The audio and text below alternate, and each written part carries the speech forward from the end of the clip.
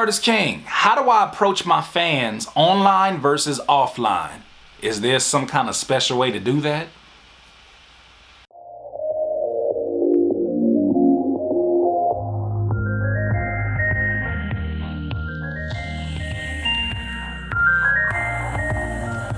How do you approach your fans online and offline? It should be pretty congruent. It should be pretty much the same way. I think a lot of people get wrapped up in the social media. They get wrapped up in the facade of who they show themselves to be. Maybe you have 100,000 followers on Twitter and you have to be this certain figure. Now maybe you're only tweeting 4 and 5 word phrases like, "We out here," and getting like 1 million retweets, and now you have to be that guy that's like mysterious, but in real life you're goofy and you make jokes and you crack jokes, and that's just not, you're just not the mysterious type. And I think what happens is when we're creating these fantasies on social media, we feel like we have to live up to those, and especially when it comes to fans and in the light of fans' eyes. So if you find yourself in this predicament, here's a few things you can do immediately to really get yourself back on track. First and foremost, one of my mentors told me this, and I never forgot it because it's actually pretty golden, but it's pretty simple too. When it comes to how you act online versus offline and you're approaching fans, do what you would do to somebody face to face. Exactly what you would do online. If you're not gonna do that, you're not being yourself, first of all, and second of all, you are just probably an asshole.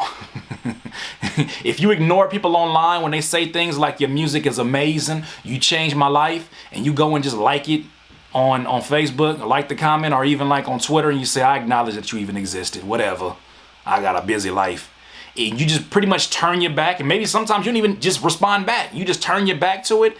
Ask yourself, would you do that in real life? Would you do that in public? If somebody came to your merch booth and they wanted a signature, they wanted an autograph from you, they're like, "Man, you changed my life," and they're crying, would you turn your back in that situation?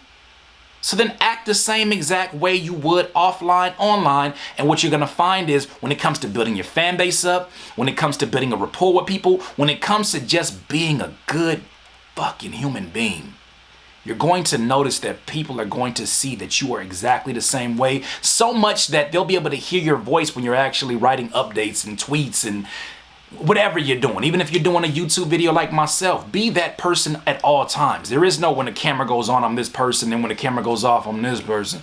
That surely ain't that with me. I got a lot of people in my life that are annoyed with me because I am always this energetic, and that's just what it is. I'm always this optimistic because I always believe that things are supposed to get better no matter if it ain't good right now. So in closing, I must say, once again, I gotta beat it over the head. How should you approach fans online, offline? There should be no difference. You should have the same respect. Once again, that's another Curspiration. Look, please subscribe to the channel, and if you have any topics for other videos, man, leave that down below in the comments. And additionally, stop being superstar online and then humble man in real life. Bring those two together, be who you naturally are, and I wish you much success. In this life, you will not be full of life until you decide to live life to its fullest. Curtis King of CurtisKingBeats.com. I can't listen to you. When I listen to you, it's a liability, 'cause you be mentally killing my inner energy, so